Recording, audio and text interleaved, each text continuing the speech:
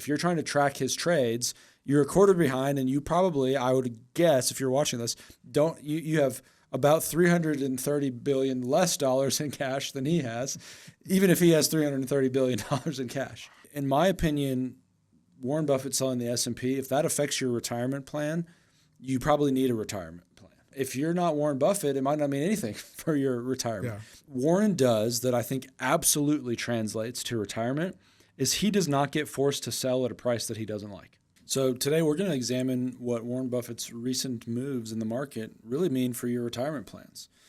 After years of helping folks plan for retirement all across the country, we know what really happens when Buffett makes moves.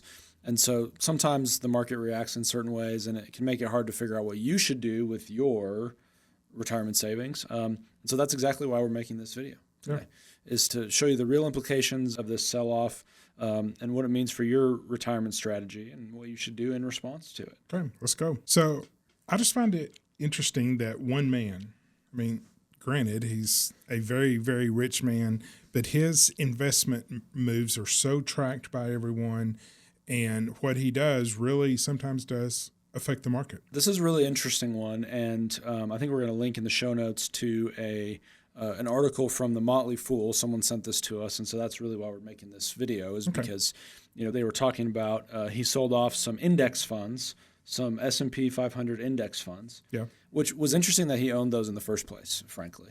And so, look, the headline here is if you're in the same tax bracket as Warren Buffett, then maybe this should influence your retirement. If not, we should learn from him and not necessarily do exactly what he does. Right.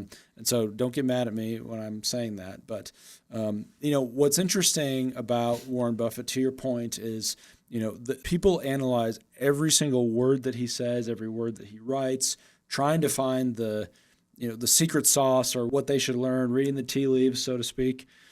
And he has an incredible track record. That doesn't necessarily mean that we can glean a bunch of stuff that aren't necessarily correlated. Okay. And so, in my opinion, this is my opinion, and we're not giving advice. This is educational and informational only. In my opinion, Warren Buffett selling the S&P, if that affects your retirement plan, you probably need a retirement plan. This is my opinion. Yeah. Because he's also sitting on $300+ billion of cash right now. More cash than he's ever sat on before. Really? I didn't know that. Mm-hmm. Yeah. And so what does that mean for your retirement? I don't know. If you're not Warren Buffett, it might not mean anything for your retirement. Yeah. This is the point that I'm trying to make. And don't get mad at me. Well, you can get mad at me if you want. But I think we should focus on more than what him moving a position means. If you're actively managing a fund, which is your retirement, and you're a quarter late, he had to file that he sold this in December, and this is at the end of the first quarter that this is getting released, basically. Yeah. And so you're already a quarter behind him. If you're trying to track his trades, you're a quarter behind, and you probably, I would guess, if you're watching this, you have about $330 billion less dollars in cash than he has, even if he has $330 billion in cash. And so the point is, just because Warren Buffett does it doesn't mean that's something that you should do. However, can we learn from Warren Buffett, and can we apply some of those things to retirement? Probably. Okay. So if you're not screaming at me anymore, let's talk through some of these things. Okay.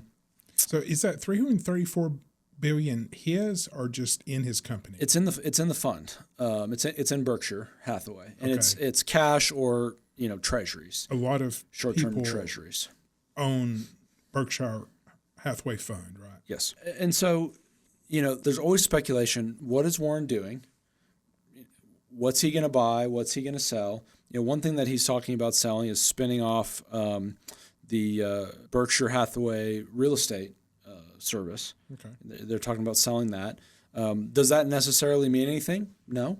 If you're a realtor, maybe. If you work there, that might. Yeah. But what Warren does that I think absolutely translates to retirement is he does not get forced to sell at a price that he doesn't like. That's crucial. Absolutely. And if you want to take something to the bank, that's something that you can absolutely take to the bank. Is one of the keys to a successful retirement is not getting forced to sell at a price that you don't like. If you can do that, that's almost half the battle, in my opinion. And the other thing that he does that I think absolutely applies to retirement is he knows what's in his portfolio, and he's intentional about what's in his portfolio. Very much so, yes. Now, you're going to say, okay, you're oversimplifying this. That is a simplification. If we want to look at what he does, these are two things that we can absolutely apply. Unless you have $330 billion in cash, you really don't need to be worried about what he's buying because you can't buy it. And yeah, you might make a couple moves that he makes on time, and you might sell some Apple here or buy some of this there. But unless you're doing that at scale, it's not, and you can do it repeatedly over 50 years like he has, it's not going to make that big of a difference. Yeah. Now, what does Warren do in the portfolio? He buys great companies and he holds them for a long time. That's really what he does. Now, he buys them in larger proportion than you can, than most of us can. And so he has the ability to take concentrated bets. That's something most of us probably shouldn't do. But that's what he does. He buys great companies, he holds them for a long time, and he doesn't get forced to sell at a price he doesn't like. If you can control those things in retirement, that is a big chunk of the battle. So the other thing that was interesting in that article is that, it's important to understand what everyone's selling when you're reading things on the internet or watching YouTube. And the Motley Fool, they sell a couple different things. One of the things they sell is subscriptions. They sell attention to you. They want your eyeballs because they're going to sell that attention to advertisers, or they want, subscriptions, right? And so that's okay. It's just you need to understand what they're selling. And so in that article, it's like it says, top analyst, says this stock could go up by this much. Okay, well, that's fine.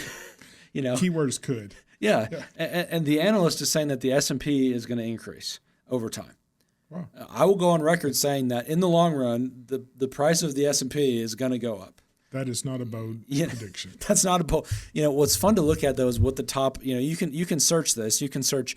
What are the top investment banks? What are their top analysts? What are their price predictions for the S&P in a given time period? Mm-hmm.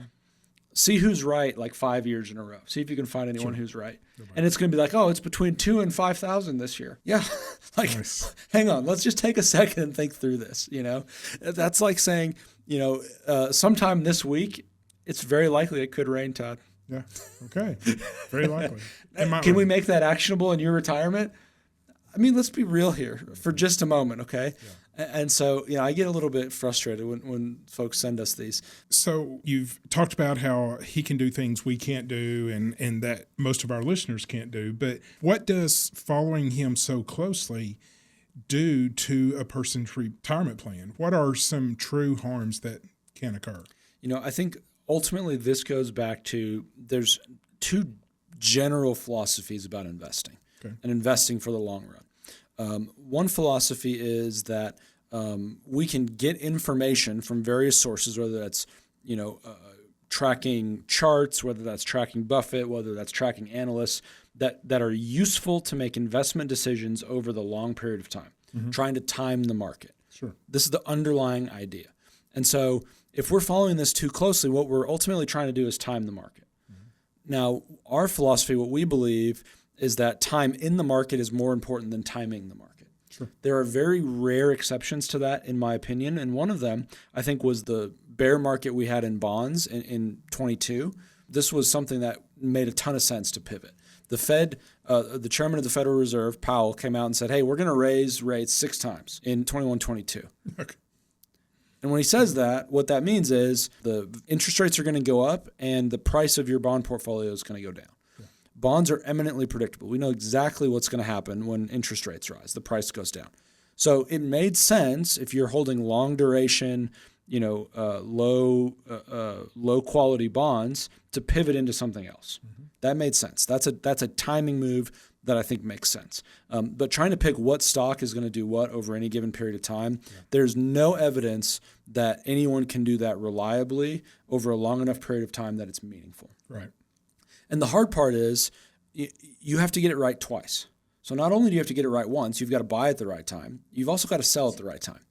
And that's, if you've been an amateur trader, you'll find that, you can do it a couple times, but if you're going to do it over 40 years, good luck. Yeah. You know, there's a handful of people who have done it successfully, and they all have way more technology and way more money than any of us do.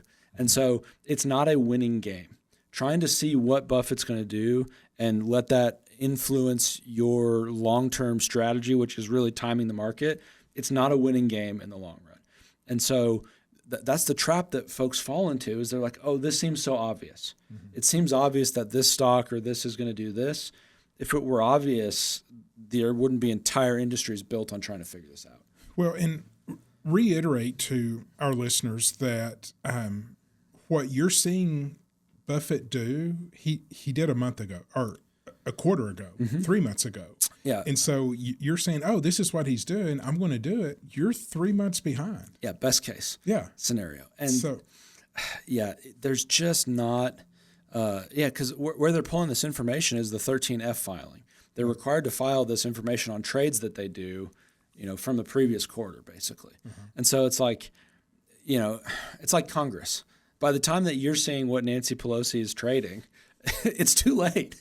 You know, now that's a whole other can of worms, and maybe I need to be careful talking about that. But it's a great point, which is, you know, we don't have, there's no magic information that we have that we or he has that nobody else has, and you're not even legally allowed to trade on that information anyway.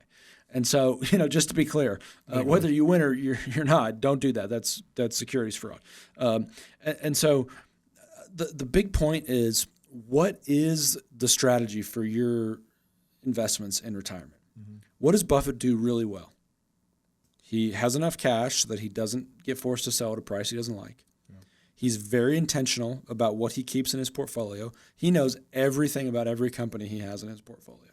Now, you don't need to know everything about every company, because if you really ascribe to what we think is the right philosophy of investing, which is, you know, to own a little bit of pretty much all of the world's greatest companies, it's impossible to have all of that information. Sure. But if you know that you're going to own a little bit of all of the world's greatest companies that are publicly traded, you know what's in the portfolio. You're not trying to pick this sector or that sector or this stock or that stock. You're owning a little bit of all of them, and so that if any of them have a problem, it's not going to blow up your retirement. So you have an underlying reason that you own what you own. And the third thing is, he buys great companies and he owns them for a long time. That's really all you have to do to be successful. Now, we have to balance risk tolerance. We have to understand what your specific investment goals are. You don't have the same investment goals that Warren Buffett does. And I think that's the other thing that's really important too. Yeah, I was going to bring that up, in that Warren Buffett's doing what is important for his company, not so much timing the market, predicting what the market's going to do. He has a goal, he has a plan, and he's doing what fits his plan. And unless your plan is just like his, what he's doing may not be good for you. Well, I think that's a great point, is he has a plan, but it's different than your plan. Yeah. And he's playing a different game. Yeah. He's not worrying about making his money stretch through retirement. That's true. You know, I mean, maybe he does a little bit. He's playing a really long game. Yeah. Not your game, which is retirement, which probably is not quite as long as his. Yeah. It's just a different thing. And so, you know, really, I don't want folks to get caught in this trap of like, oh, what's this person doing or what's this analyst saying? It's a distraction. It's a distraction from what's important, which is, how much income do you need? What do you own, and how much does it cost to own it? And do you have enough cash, or do you have enough, you know, income to be able to not be forced to sell at a price you don't like? You know, at the time we're recording this is in early 2025. You know, the markets are in correction territory, and some folks are panicking, some folks aren't. If you're a long-term investor, you know, and you have a great plan, our clients aren't calling us worried about what's going on in the market. I literally have had no clients call me going, hey, should we be worried? Because we've talked through this, I've coached them. They know that this is very normal. And what they know, more importantly, is they know where their income is going to come from. They know how much they spend every month. And they have a war chest that they know that if they need to access it, they can. They don't have to get forced to sell at a price they don't like. Yeah, that's crucial. Absolutely crucial. And that's what really you need in retirement. You really just need those things. Now, it's easier said than done, but that's what we help folks to do, is figure out where your income's going to come from, what you own and why you own it, and how much it costs to own it, what is in your portfolio, and, you know, how to make sure that you don't get forced to sell at a price that you don't like. Exactly. So you've seen what Warren's selling activity really means for savvy retirement investors.